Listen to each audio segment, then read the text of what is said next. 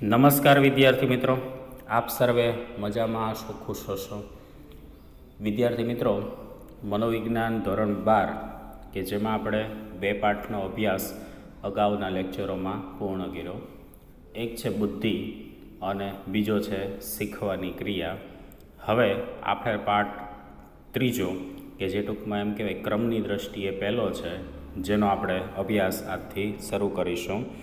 પાઠ 3 કે જેમાં મુખ્ય ટૉપિક છે સંવેદન, ધ્યાન અને પ્રત્યક્ષીકરણ. એટલે આપણે આ પાઠ જે છે એમાં 3 સંદર્ભો જે છે એનો અભ્યાસ કરવાનો છે. એક સંવેદન, ધ્યાન અને પ્રત્યક્ષીકરણ. આપણી જે જ્ઞાનેન્દ્રિયો જે છે એના દ્વારા જે કાંઈ કાર્ય થાય છે, 5 આપણી જે જ્ઞાનેન્દ્રિયો, અને એના દ્વારા જે કાંઈ કાર્ય થાય છે એ સંદર્ભમાં આ ત્રણેય પ્રતિક્રિયાઓ આવી જાય છે: સંવેદન, ધ્યાન અને પ્રત્યક્ષીકરણ. બોર્ડમાં આ પાઠ જે છે એ 12 માર્ક્સનો પૂછાય છે. જેમાં આપણે વાત કરીએ પહેલાં બોર્ડની પેપર સ્ટાઇલની, તો બોર્ડની પેપર સ્ટાઇલ જે છે એ આ પ્રમાણે છે. વિકલ્પવાળો પ્રશ્ન આ પાઠમાંથી 1 પૂછાય છે, 1 ગુણનો પ્રશ્ન એટલે 1 માર્ક. પછી વાત કરીએ તો વિભાગ બી, એમાંથી પણ 1 પ્રશ્ન પૂછાય છે, એનો પણ 1 માર્ક, એટલે કુલ માર્ક થશે એના પણ 1. વિભાગ સીની વાત કરીએ તો એમાંથી વિદ્યાર્થી મિત્રો 2 માર્કનો જે છે એ 1 પ્રશ્ન પૂછાય છે. અહીંયા ભૂલ છે, વાસ્તવમાં જે છે અહીંયા જે છે 2 માર્ક હોવા જોઈએ, એટલે અહીંયા જે છે 2 હોવા જોઈએ ને અહીંયા 1 હોવા જોઈએ. પણ એ ખાસ તમે સમજી લેજો કે પ્રશ્નની સંખ્યા રહેશે 1, ગુણ જે છે એ 2 છે, એટલે સામે માર્ક થશે 2 માર્ક. પછી ડી વિભાગમાં વાત કરીએ તો 1 પ્રશ્ન પૂછાય છે 3 માર્કનો, એટલે એના પણ જે છે માર્ક જે છે થશે 3. અને ઈ વિભાગમાંથી 1 પ્રશ્ન પૂછાશે 5 માર્કનો, એટલે કુલ એના જો ટૂંકમાં ગુણભાર આપણે કહીએ તો એ 5 માર્ક થશે. તો વિદ્યાર્થી મિત્રો, આ ચેપ્ટરની વાત કરીએ તો કુલ 12 માર્કનું આ ચેપ્ટરમાંથી જે છે એ પૂછાય છે. વિદ્યાર્થી મિત્રો, હવે આપણે આગળ જોઈએ સંદર્ભ. તો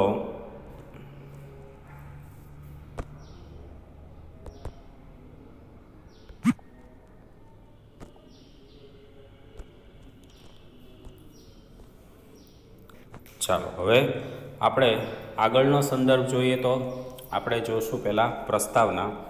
આ પ્રસ્તાવના તમને અગાઉના ચેપ્ટરમાં કીધું મુજબ પ્રસ્તાવના આપણે 1 તૈયાર કરી છે, પણ આ પ્રસ્તાવના એવી છે કે પાઠના કોઈ પણ સંદર્ભમાં જે છે તમે એને દર્શાવી શકશો. એટલે ખાસ કરીને સવિસ્તાર ઉત્તર આપવાના હોય ત્યારે પ્રાસ્તાવિક વાત જે છે એ રજૂ કરવી ફરજિયાત છે. એટલે એના કોઈ માર્ક હોતા નથી, પણ એ આપણું જે છે પ્રેઝન્ટેશન અને આપણું જે લખાણ છે એનું મહત્ત્વ વધારે છે. એટલે વિદ્યાર્થી મિત્રો, પ્રસ્તાવના જે છે પ્રાસ્તાવિક વાત એ દર્શાવી ખૂબ જ અગત્યની બાબત છે. તો પ્રાસ્તાવિક વાત મેં તમને કીધી એમ પાઠના સંદર્ભમાં બનાવેલી છે, જે કોઈ પણ ટૉપિક સાથે તમે એને જોડી શકશો. માનવ વર્તન માટે જ્ઞાનેન્દ્રિય મહત્ત્વનો ભાગ ભજવે છે. તો આ વાત સાચી છે. આપણે કંઈ પણ વર્તન અને કાર્ય કરીએ છીએ એમાં આપણી જે જ્ઞાનેન્દ્રિયો છે 5, આંખ, કાન, નાક, જીભ અને ત્વચા, અને એના દ્વારા જે સૂક્ષ્મ જે છે કાર્ય થાય છે અને મગજના જે છે સાથે જોડાણ દ્વારા એનાથી જ આપણે દરેક કાર્યને જે છે એ પૂર્ણ કરી શકીએ છીએ. એટલે આપણા વર્તન માટે જો મહત્ત્વનું કહેવાય તો એ છે જ્ઞાનેન્દ્રિય. જ્ઞાનેન્દ્રિયોની આસપાસના વાતાવરણમાંથી માહિતી પ્રાપ્ત કરે છે. તો આ વાત સાચી છે. આપણી આંખ, કાન, નાક, જીભ, ત્વચા, આ 5 જ્ઞાનેન્દ્રિયો એવી છે કે જે આજુબાજુના વાતાવરણમાંથી માહિતી પ્રાપ્ત કરે છે. બાહ્ય જગતમાં અનેક ઉદ્દીપકમાંથી તે પસંદગીયુક્ત ઉદ્દીપક ઉપર માનવી એકાગ્ર થાય છે. તો વાતાવરણમાં અનેક ઉદ્દીપક એટલે કે વસ્તુઓ હોય છે. આ વસ્તુઓમાંથી આપણને જે પસંદ હોય તેવી વસ્તુ જે છે એના ઉપર આપણે એકત્રિત થઈએ છીએ. જેમ કે સામાન્ય રીતે તમે જોઈ શકો છો કે જ્યારે કોઈ બજારમાં આપણે ખરીદી કરવા ગયા હોય તો સામાન્ય રીતે જેની જે પસંદગી હશે તે વસ્તુ ઉપર એનું ધ્યાન વધારે કેન્દ્રિત થતું હોય છે. તો આ આપણે જોઈ શકીએ છીએ બાળકો છે મોટે ભાગે રમકડા અને એના સંદર્ભમાં જે છે ધ્યાન કેન્દ્રિત કરે છે. સ્ત્રીઓ છે એ ખાસ કરીને જ્વેલરી ને કટલેરી જે છે એના સંદર્ભમાં એ ધ્યાન કેન્દ્રિત કરે છે. તો આપણે જોઈ શકીએ છીએ કે જેની પસંદગી એ મુજબ એનું ધ્યાન જે છે એ વસ્તુ ઉપર જતું હોય છે. હવે ધ્યાન આપે ત્યારબાદ જે છે એ માણસ એનું અર્થઘટન કરી અને વર્તન કરતા હોય છે. કારણ કે અહીં આપણે જોઈ શકીએ છીએ કે વસ્તુ જે છે એના ઉપર પહેલું ધ્યાન આપવું, ધ્યાન આપ્યા પછી એનું વિશ્લેષણ કરવું અને વિશ્લેષણ કર્યા પછી એનું અર્થઘટન કરવું, આવી 3 પ્રક્રિયા આપણા વર્તન સાથે જોડાતી હોય છે. જેમ કે બજારમાં કોઈ વસ્તુ જે છે તો પહેલાં આપણું એનું ધ્યાન કેન્દ્રિત થશે. ધ્યાન કેન્દ્રિત થશે એટલે આપણે દુકાનદાર જે છે એને વસ્તુના ભાવતાલ અને વસ્તુ જે છે એને આપણે અડકીને એની ગુણવત્તાની જોશું, વિશ્લેષણ કરશું, એનું જે છે મૂલ્યાંકન કરશું અને ત્યારબાદ એ વસ્તુ જે છે ખરીદવી કે ન ખરીદવી એ નિર્ણય ઉપર જતા હોય છે. તો અહીં આપણે જોઈ શકીએ છીએ કે પહેલું ઉદ્દીપક ઉપર ધ્યાન આપવું અને ત્યારબાદ આપણે એનું અર્થઘટન રૂપી વર્તન કરતા હોય છે. આ પ્રક્રિયામાં સંવેદન, ધ્યાન અને પ્રત્યક્ષીકરણ આ ત્રણેયની પ્રક્રિયા જે છે એ વારાફરતી જોવા મળે છે. એટલે ત્રણેય એવા ઘટકો છે કે જે માનવ વર્તનના કોઈ પણ કાર્ય સાથે આ ત્રણેય જે છે ઘટકો એ જોડાયેલા છે: સંવેદના, ધ્યાન અને પ્રત્યક્ષીકરણ. તો એક વખત પ્રાસ્તાવિક વાતને વિદ્યાર્થી મિત્રો આપણે રિપીટ કરી લઈએ. માનવ વર્તન માટે જ્ઞાનેન્દ્રિયો ખૂબ જ મહત્ત્વનો ભાગ ભજવે છે. જ્ઞાનેન્દ્રિયો આસપાસના વાતાવરણમાંથી માહિતી પ્રાપ્ત કરે છે અને બાહ્ય જગતમાં અનેક ઉદ્દીપકમાંથી પસંદગીયુક્ત ઉદ્દીપક ઉપર માનવી એકાગ્ર થાય છે અને તેનું અર્થઘટન કરે છે. આ પ્રક્રિયામાં સંવેદના, ધ્યાન અને પ્રત્યક્ષીકરણ આ ત્રણેયની પ્રક્રિયા વિદ્યાર્થી મિત્રો જોવા મળે છે. ચાલો હવે આપણે જોઈએ કે સંવેદનનો અર્થ. તો સંવેદન એટલે શું અને તેના વર્ગોને જે છે એ આપણે ધ્યાને લેશું. તો પહેલું સંવેદન કોને કહેવાય? તો કે જ્ઞાનેન્દ્રિયો દ્વારા થતો ઉદ્દીપકનો અનુભવ એટલે સંવેદન. ખાસ યાદ રાખજો વિદ્યાર્થી મિત્રો, શું કીધું કે જ્ઞાનેન્દ્રિયો દ્વારા થતો ઉદ્દીપકનો અનુભવ. તો આપણી જે 5 જ્ઞાનેન્દ્રિયો છે એના દ્વારા કોઈ પણ ઉદ્દીપક એટલે કે વસ્તુ, બાબત એનો આપણે અનુભવ કરીએ તો એને કહેવાય છે સંવેદના. જેમ કે આપણે જે છે કોઈ લીલું મરચું જે છે એ જીભે અડાડે અને એ જીભે અડાડવાથી એની તીખાશનો સ્વાદનો એને અનુભવ થાય તો એ જે ક્રિયા બની એને આપણે સંવેદન કહીએ છીએ. કોઈપણ પ્રકારના બાહ્ય ઉદ્દીપકની અસર માનવીની જ્ઞાનેન્દ્રિયો ઉપર થાય છે, જેથી તેના આંતરવાહી તંતુઓ ઉત્તેજિત થાય છે અને મગજના ચોક્કસ ભાગમાં તે સંદેશો પહોંચાડે છે, જેને આપણે સંવેદન કહીએ છીએ. તો વાત સાચી છે, કોઈપણ પ્રકારના બાહ્ય ઉદ્દીપકની અસર માનવીની જ્ઞાનેન્દ્રિયો પર થતી હોય છે. જેમ કે આપણે વાત કરીએ કે કોઈ ફરસાણની દુકાને જલેબી બનતી હોય તો એ રસ્તા ઉપરથી જ્યારે આપણે પસાર થતા હોઈએ ત્યારે એ જલેબીનો જે છે વાતાવરણમાં રહેલી સુગંધ જે છે એ આપણા નાક સુધી પહોંચે છે. એટલે તરત જ નાકને અસર થવાથી આપણે જોઈએ છે કે એની અંદર રહેલા જે સૂક્ષ્મ તંતુઓ, આપણે એનો અભ્યાસ કરવાનો છે, તો એ ઘ્રાણેન્દ્રિય રૂપી અંદર રહેલા જે સૂક્ષ્મ તંતુઓ છે એ જલેબીની બનવાની સુગંધ જે છે એનો સંદેશો જે છે એ મગજ સુધી પહોંચાડે છે અને મગજના ચોક્કસ ભાગમાં જે છે પહોંચે છે ત્યારે આપણે જે છે એમ કહેવાય કે સુગંધ જે છે એનો અહેસાસ એટલે કે આપણને એ સુગંધનો અનુભવ થાય છે. તો આ જે પ્રક્રિયા થઈ કે જેમાં આપણે પહેલાં વાતાવરણમાંથી, બાહ્ય ઉદ્દીપકોમાંથી પહેલાં એ વસ્તુ જે છે એ આપણી જ્ઞાનેન્દ્રિય સુધી પહોંચી. જ્ઞાનેન્દ્રિય એટલે કે નાક સુધી પહોંચે એટલે આપણે એ વસ્તુ ઉપર ધ્યાન આપ્યું, એટલે આંખ જે છે એના દ્વારા એને જોવાનો પ્રયત્ન કર્યો. જ્ઞાનેન્દ્રિય રૂપી નાક જે છે ત્યાં સુધી પહોંચે છે એટલે એની અંદર રહેલા સૂક્ષ્મ તંતુઓ આંતરવાહી તંતુઓ પણ એને કહી શકાય, કે જે ઉત્તેજિત બને છે અને ત્યાંથી સંદેશો લઈ મગજ જે છે એના ચોક્કસ ભાગમાં પહોંચાડે છે અને એ મગજમાં સંદેશો પહોંચતાની સાથે આપણે જે કાંઈ ઉદ્દીપક છે એનો અનુભવ કરીએ છીએ, જેમ કે નાકથી સૂંઘવાનો અને ટૂંકમાં એમ કહેવાય કે ગંધ લેવાનો જે છે ઉદ્દીપક આપણે અનુભવ કરીએ છીએ, એવી રીતે જીભ જે છે એના દ્વારા ક્રિયા થાય તો આપણે સ્વાદનો અનુભવ લઈએ છીએ, એવી રીતે આંખ દ્વારા જોવાનો, કાન દ્વારા જે છે એ સાંભળવાનો, અને એવી રીતે આપણી જે ત્વચા છે આપણા શરીરની જે છે ચામડી, તો એના દ્વારા સ્પર્શ, આવા જુદા જુદા ઉદ્દીપકો જે છે એનો આપણને અનુભવ થાય છે. તો એ જે ક્રિયા બની એને આપણે સંવેદન કહીએ છીએ.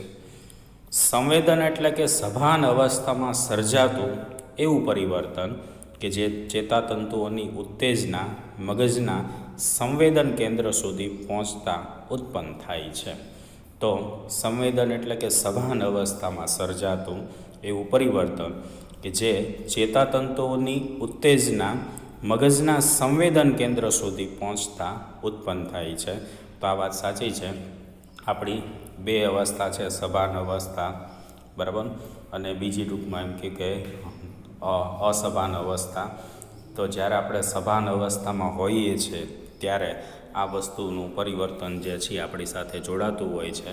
જેમ કે આપણે એક ઉદાહરણ લઈએ કે આપણે સામાન્ય રીતે જે છે પૂર્ણ તંદુરસ્ત હોઈએ તો એ સભાન અવસ્થા છે, પણ માની લો કે આપણને જે છે એ શરદી ખાંસીને એ થયું હોય અને એ સમયે જે છે એમ કહેવાય કે કોઈ વસ્તુની ગંધ આવતી હોય તો સામાન્ય રીતે આપણે જોઈ શકીએ છીએ કે ત્યારે આપણને એ ગંધનો અહેસાસ ઓછો થતો હોય છે.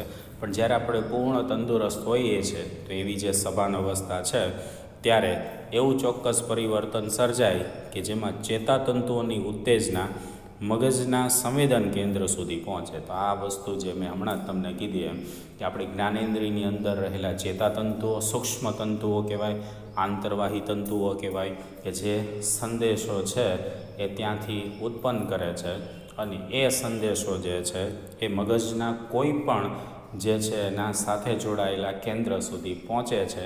આપણે મગજના જુદા જુદા ખંડો છે, નિમ્નખંડ, અગ્રખંડ ને એવા જે જુદા જુદા ખંડો છે ત્યાં એનું કેન્દ્ર હોય છે અને એ કેન્દ્ર સુધી પહોંચતા ત્યાંથી જે છે એ સંદેશાનો જે આપણે વાત કરીએ અથવા એમ કહેવાય કે જે ગંધ અથવા ચિત્ર જોતા હોય તો એનો આપણને અહેસાસ થાય છે. તો એ જે ક્રિયા બને છે એને સંવેદન કહે છે. તો વિદ્યાર્થી મિત્રો, ત્રણેય વ્યાખ્યાને એક વખત આપણે રિપીટ કરી દઈએ કે સંવેદન એટલે કે જ્ઞાનેન્દ્રિયો દ્વારા થતો ઉદ્દીપકનો અનુભવ.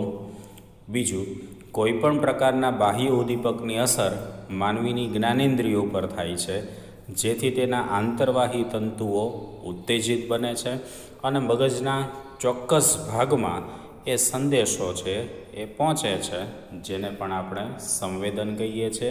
અને ત્રીજી વ્યાખ્યા કે સંવેદન એટલે કે સભાન અવસ્થામાં સર્જાતું એવું પરિવર્તન કે જે ચેતાતંતુઓની ઉત્તેજના મગજના સંવેદન કેન્દ્ર સુધી પહોંચતા ઉત્પન્ન થાય છે, તેને આપણે સંવેદન કહીએ છીએ. હવે વિદ્યાર્થી મિત્રો વાત કરીએ તો સંવેદનના મુખ્ય 3 વર્ગો છે. એક, બાહ્ય સંવેદન. બાહ્ય પર્યાવરણમાં રહેલા વિવિધ ઉદ્દીપકો જેવા કે પ્રકાશ, ધ્વનિ, ગરમી, ઠંડી, સ્પર્શ, દબાણ અને વિવિધ રાસાયણિક વગેરેમાં જે છે ફેરફાર થવાથી જ્ઞાનેન્દ્રિયો ઉદ્દીપ્ત થાય છે. તો વાત સાચી છે, આપણા બાહ્ય વાતાવરણમાં ઘણા બધા ઉદ્દીપકો રહેલા હોય છે. આ ઉદ્દીપકો જે છે કે જે પ્રકાશ, ધ્વનિ, ગરમી, ઠંડી, સ્પર્શ, દબાણ અથવા જુદા જુદા રસાયણો, ઘણા બધા ટૂંકમાં એમ કહેવાય કે કેમિકલો અને રસાયણો અને વસ્તુ રહેલી છે કે જેમાં ફેરફાર થવાથી આપણી જ્ઞાનેન્દ્રિયો ઉદ્દીપ્ત થાય છે. તો આપણી જે 5 જ્ઞાનેન્દ્રિયો છે એમાંની કોઈ પણ જ્ઞાનેન્દ્રિય જે છે એ ઉદ્દીપ્ત થાય છે, જેને પરિણામે વિવિધ સંવેદનાઓ આપણે અનુભવ કરીએ છીએ. તો બાહ્ય વાતાવરણમાં રહેલા આ ઉદ્દીપકો જે છે એના દ્વારા આ ક્રિયા થતી હોવાથી એને બાહ્ય સંવેદકો કહી શકીએ છીએ. દાખલા તરીકે વરસાદમાં પાણીનું ટીપું ત્વચા પર પડતા ઠંડીનો અનુભવ થાય તો અહીં પાણીનું ટીપું એ આપણે ત્વચા ઉપર પડ્યું તો એને બાહ્ય સંવેદકો આપણે કહી શકીએ. તો જે આપણા સંવેદન કાર્યમાં મદદરૂપ થતા હોય એવા કોઈ પણ ઉદ્દીપકો કે જે બાહ્ય વાતાવરણમાં રહેલા છે અને એની આપણા ઉપર અસર પડે છે અથવા એમ કહેવાય કે એમાં ફેરફાર થવાથી આપણી સંવેદન ક્રિયા થાય છે, એવી કોઈ પણ વસ્તુ અથવા એવા કોઈ પણ ઉદ્દીપકો કે જેને આપણે બાહ્ય સંવેદકો કહેશું. જેમ કે આપણે કીધું એમ કે વરસાદમાં પાણીનું ટીપું જે છે ત્વચા પર પડે છે અને ઠંડીનો અનુભવ થાય છે, તો અહીં જે ટૂંકમાં પાણીનું ટીપું છે એ આપણા બાહ્ય સંવેદકો તરીકે ઓળખાય છે. ત્યારબાદ જોઈએ બીજું, તો એ છે શરીર સંવેદકો. શરીરના વિવિધ આંતરિક અવયવોની રચના વિવિધ સંવેદના ઉત્પન્ન કરે છે. દાખલા તરીકે દ્રષ્ટિ સંવેદના માટે સળી શંકુના કોષો, કૃષ્ણમંડળના સ્નાયુઓ અને તેમજ શ્રવણ સંવેદના માટે સૂક્ષ્મ વાળ કોષો.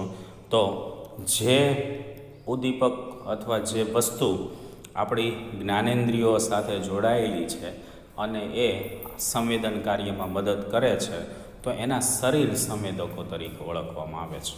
તો આમ તો એવું કહી શકે કે આપણી જે 5 જ્ઞાનેન્દ્રિયો છે ને એની અંદર રહેલો બોડીનો એવો પાર્ટ અથવા એવી આપણા જે છે જ્ઞાનેન્દ્રિયોની અંદર રહેલી એવી વસ્તુ કે જે જ્ઞાનેન્દ્રિયો સાથે જોડાયેલી છે અને એ સંવેદન કાર્યમાં મદદરૂપ થાય છે. તો એવા જે જુદા જુદા કોષ હોય, એવી ગ્રંથિ હોય, એવા ટૂંકમાં આંતર તંતુઓ હોય તો એને આપણે શરીર સંવેદકો તરીકે વિદ્યાર્થી મિત્રો ઓળખીએ છીએ. જેમ કે દ્રષ્ટિ સંવેદન માટે સળી શંકુના કોષો કે જે દ્રષ્ટિ એટલે કે આંખની અંદર રહેલા છે. પછી વાત કરીએ તો કૃષ્ણમંડળના સ્નાયુઓ, તો આપણે જ્યારે આંખની રચના ભણશું ત્યારે આપણે એ જોશું. અને શ્રવણ સંવેદના માટે સૂક્ષ્મ જે છે વાળ કોષો. તો એ બધા જે ટૂંકમાં સંદર્ભો એવા છે કે જે આપણા કાર્ય માટે, સંવેદના કાર્ય માટે એ મદદરૂપ થતા હોય છે. તો એને આપણે શરીર સંવેદકો જે છે તરીકે ઓળખીએ છીએ. હવે વાત કરીએ તો ત્રીજા જે ઘટકો વાત કરીએ તો એ છે આંતરિક સંવેદકો.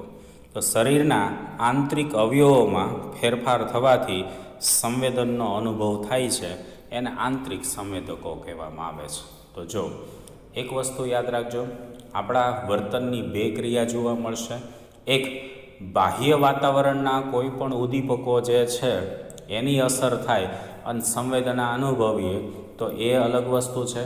પણ ઘણી વખત એવું થાય છે કે આપણા શરીરની અંદર સૂક્ષ્મ અંદર પરિવર્તનો થાય છે અને આપણે સંવેદનાનો અનુભવ કરીએ છીએ.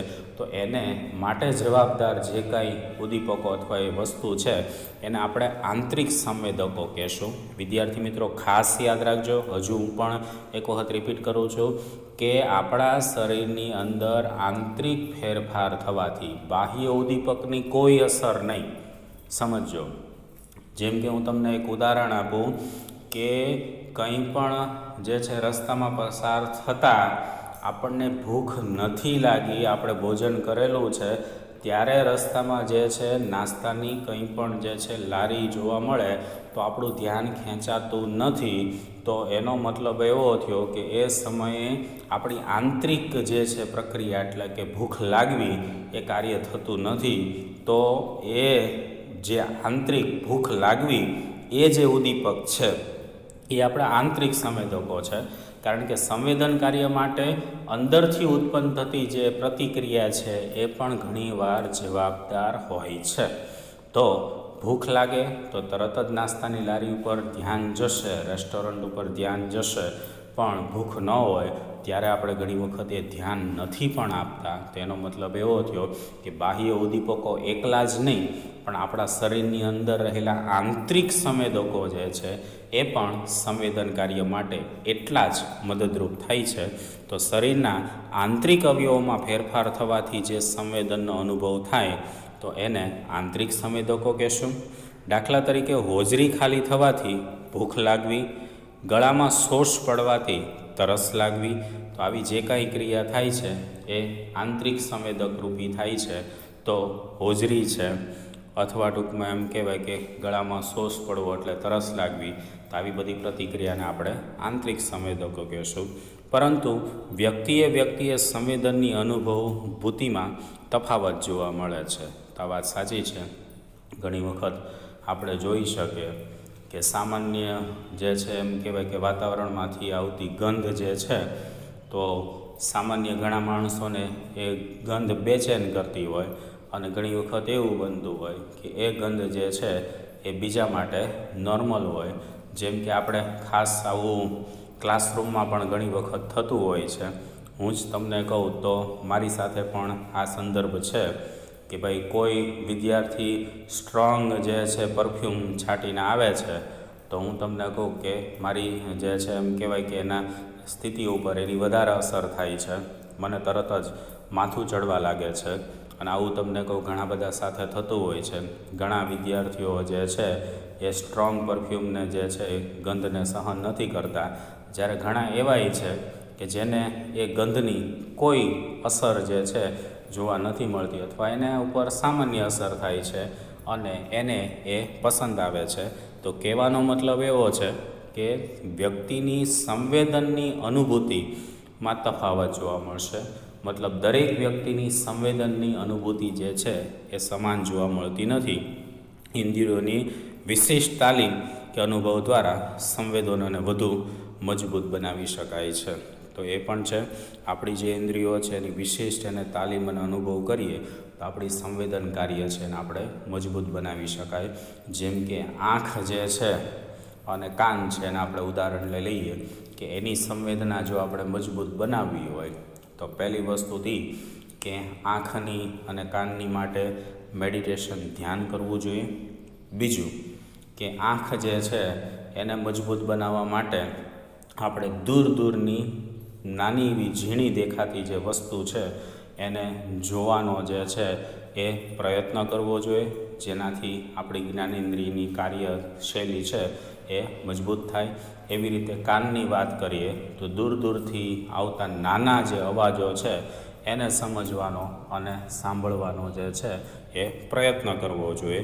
જેવું આ કાર્ય આપણે રોજના જીવન સાથે જોડીએ તો આપણે જોઈ શકીએ છીએ કે મેડિટેશન, ધ્યાન અને આપણી ઇન્દ્રિયો છે એને વધુ સક્રિય બનાવવાનો પ્રયત્ન કરીએ, એને વધુ એમ કહેવાય કે સમસ્યાવાળા કાર્ય સાથે આપણે જોઈએ તો બની શકે છે કે આપણી આ જ્ઞાનેન્દ્રિયો જે છે એ મજબૂત બને છે, જેને કારણે આપણું સંવેદન કાર્ય છે એ ખૂબ જ સારું થતું હોય છે. તો યાદ રાખજો વિદ્યાર્થી મિત્રો, ઇન્દ્રિયોની વિશેષ તાલીમ અને અનુભવ દ્વારા સંવેદનો વધુ મજબૂત બનતા હોય છે. તો સંવેદકોના વર્ગો કહીએ તો વિદ્યાર્થી મિત્રો 3 પ્રકાર છે. વર્ગો ખાસ યાદ રાખજો, પ્રકારો નહીં, કારણ કે સંવેદનના પ્રકારો જે છે એ 5 આપણે અલગથી ભણવાના છે. એટલે ખાસ આ સંદર્ભનો જે છે તફાવત સમજજો. સંવેદન કાર્ય કરવાના વર્ગો 3 પ્રકારે જે છે આપણે જોઈ શકીએ. બાહ્ય સંવેદકો કહી શકીએ, શરીર સંવેદકો અને આંતરિક સંવેદકો. બાહ્ય વાતાવરણમાં રહેલા જે કંઈ ઉદ્દીપક વસ્તુ જે છે એ સંવેદન કાર્યમાં મદદરૂપ થાય તો એ બાહ્ય સંવેદકો. શરીરની અંદર રહેલા સૂક્ષ્મ જ્ઞાન તંતુઓ અથવા સૂક્ષ્મ જે છે એ અવયવો કે જે આપણી જ્ઞાનેન્દ્રિયો સાથે જોડાયેલા છે અને એ સંવેદન કાર્યમાં મદદરૂપ થાય છે તો એના શરીર સંવેદકો કહેવાય છે. અને ત્રીજું, આપણા શરીરની આંતરિક અમુક જે છે એમ કહેવાય કે ગ્રંથિઓ છે કે જે સંવેદન કાર્ય કરતી વખતે મદદરૂપ થાય છે, તો એ આંતરિક ગ્રંથિઓ જે આપણા શરીર સાથે જોડાયેલી છે એને આપણે આંતરિક સંવેદકો કહેશું. તો વિદ્યાર્થી મિત્રો, આપણે આજે સંવેદન અને તેના વર્ગોનો અભ્યાસ કર્યો. આવતા લેક્ચરોમાં આપણે સંવેદનના પ્રકારોને જોઈશું. આ પાઠ પણ બોર્ડની દ્રષ્ટિએ ખૂબ મહત્ત્વનો છે, એટલે ખાસ વિદ્યાર્થી મિત્રો પરીક્ષાલક્ષી બાબતમાં તમે એને વધારે વિશેષ મહત્ત્વ આપજો. અત્યારે આપણે આ કાર્યને અહીં વિરામ આપીએ. અસ્તુ. નમસ્કાર.